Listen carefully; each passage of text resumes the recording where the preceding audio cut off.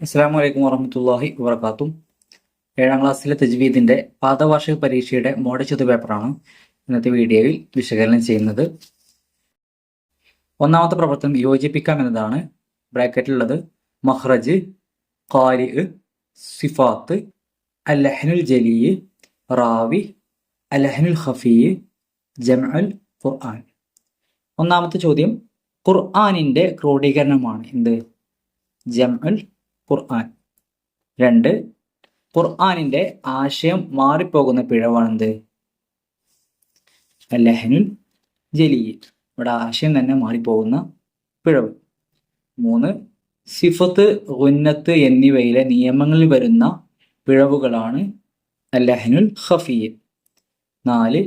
ഖിറാഅത്തിന്റെ ഇമാമാണ് ആര്? ഖാരി. 5. ഇമാമിന്റെ ഖിറാഅത്ത് ശൈലി പ്രചരിപ്പിച്ച ശിഷ്യനാണ് ആര്? റാവി, റിപ്പോർട്ട് ചെയ്ത. ഓക്കെ. 6. അറബി അക്ഷരത്തിന്റെ ശബ്ദ സ്വഭാവങ്ങൾക്ക് പറയും എന്ത്? സിഫാത്ത്. 7. ശബ്ദം പുറപ്പെടുന്ന സ്ഥലമാണ് മഖ്റജ്. ഓക്കെ. രണ്ടാമത്തെ പ്രവർത്തനം 2 വീതം എഴുതാമെന്നതാണ്. അതിലൊന്ന് ഉസ്മാൻ റളിയല്ലാഹു അൻഹു ഖുർആൻ അയച്ചു കൊടുത്ത പട്ടണങ്ങൾ: മക്ക, മദീന, കൂഫ, ബസ്ര തുടങ്ങി കുറച്ചുകൂടെ പറയുന്നുണ്ട്. അതിലേതെങ്കിലും 2 എഴുതുക. 2. അറബി അക്ഷരങ്ങളുടെ സിഫത്തുകൾ. ആകെ 18 ഉണ്ട്. അതിൽ 9 നമ്മൾ പഠിച്ചിട്ടുണ്ട്. ഏതൊക്കെയാണ്? ഹംസ്, ഷിദ്ദത്ത് തുടങ്ങിയ 9 ഏതെങ്കിലും 2 എഴുതുക. ഹംസ്, ഷിദ്ദത്ത്. 3. അൽ ഖുറാഉൽ അശറ. 10 കാര്യങ്ങൾ പേര് പഠിച്ചിട്ടുണ്ടല്ലോ. ഏതെങ്കിലും 2 കാര്യങ്ങളുടെ പേര് എഴുതുക. ഇമാം ആസിം റളിയല്ലാഹു അൻഹു, ഇമാം നാഫിഉൽ മദനി റളിയല്ലാഹു അൻഹു. ഓക്കെ. മൂന്നാമത്തെ പ്രവർത്തനം ഉത്തരം എഴുതാമെന്നതാണ്. അതിലൊന്ന് ഖുർആൻ മനഃപ്പാഠമാക്കിയ നിരവധി സ്വഹാബികൾ രക്തസാക്ഷികളായ യുദ്ധം ഏതാണ്? യമാമ യുദ്ധം അല്ലേ? 2. ഇന്ന് ലോകത്ത് പ്രചാരത്തിലുള്ള മുസ്ഹഫുകൾ ഏതിന്റെ മാതൃകയിലാണ് തയ്യാറാക്കപ്പെട്ടിട്ടുള്ളത്? ഏതാണ്? മുസ്ഹഫ് ഉസ്മാനി മാതൃകയിലാണ് ഇന്ന് നാം ലോകത്ത് കാണുന്ന പ്രചാരത്തിലുള്ള മുസ്ഹഫുകൾ തയ്യാറാക്കപ്പെട്ടത്. ചോദ്യം 3.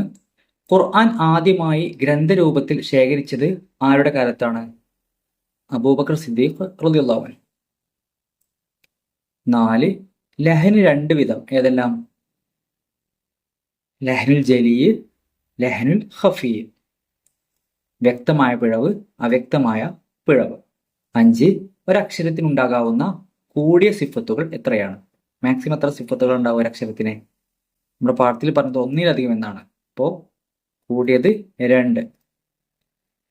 ചോദ്യം 4 വ്യക്തമാക്കാനാണ് ഈ പ്രവർത്തനം. അതിലൊന്ന് ഷേഖുൽ ഖുറാഇ എന്നറിയപ്പെടുന്നത് ആരാണ്? ഇമാം ആസിം റളിയല്ലാഹു അൻഹു അല്ലേ? 2. ഇമാം ആസിം റളിയല്ലാഹു അൻഹു ഖുർആൻ പഠിച്ചത് ആരിൽ നിന്നാണ്? അബു അബ്ദുറഹ്മാൻ ഹബീബി സുലമി റളിയല്ലാഹു അൻഹു. 3.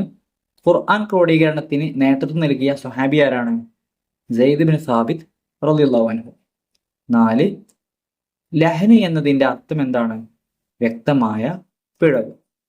5. സിഫത്ത് എന്നാൽ എന്താണ്? അക്ഷരങ്ങളെ വേർതിരിച്ച് മനസ്സിലാക്കാൻ സഹായിക്കുന്ന ശബ്ദ സ്വഭാവങ്ങൾക്ക് പറയുന്ന പേരാണെന്ത്? സിഫത്ത്. 5ാമത്തെ പ്രവർത്തനം ഹഫ്സ് റളിയല്ലാഹു അൻഹുവിന്റെ സനദ് പൂർത്തിയാക്കാനാണ്. ആ ശൃംഖല ഉണ്ടല്ലോ, പരമ്പര, അത് പൂർത്തിയാക്കാനാണ്. ഇതിൽ ഒന്നാമത് പറഞ്ഞിട്ടുള്ളത് സയ്യിദുന മുഹമ്മദ് റസൂലുള്ളാഹി സ്വല്ലല്ലാഹു അലൈഹി വസല്ലം. റസൂലുള്ളാഹി സ്വല്ലല്ലാഹു അലൈഹി വസല്ലമയിൽ നിന്ന് ഉസ്മാൻ ബിൻ അഫ്ഫാൻ റളിയല്ലാഹു അൻഹു, അലി ബിൻ അബി ത്വാലിബ് റളിയല്ലാഹു അൻഹു, ഇബ്നു മസ്ഊദ് റളിയല്ലാഹു അൻഹു, സയ്യിദ് ബിൻ സാബിത്ത് റളിയല്ലാഹു അൻഹു, അബു അബ്ദുറഹ്മാൻ ഹബീബി സുലമി റളിയല്ലാഹു അൻഹു, ഇമാം ആസിം അൽ കൂഫി റളിയല്ലാഹു അൻഹു, ഹഫ്സ് ബിൻ സുലൈമാൻ റളിയല്ലാഹു അൻഹു. ഓക്കെ. എല്ലാവരും വളരെ നല്ല രീതിയിൽ പഠിക്കുക. 4 പാഠങ്ങളാണ് നമുക്ക് തജ്വീദിന് പാദവാർഷിക പരീക്ഷയ്ക്കുള്ളത്. വളരെ എളുപ്പത്തിൽ പഠിച്ച് പാസ്സാകാവുന്നതേ ഉള്ളൂ. അല്ലാഹു തആല തൗഫീഖ് ചെയ്യുമാറാവട്ടെ. അസ്സലാമു അലൈക്കും വറഹ്മത്തുള്ളാഹി വബറകാതുഹു.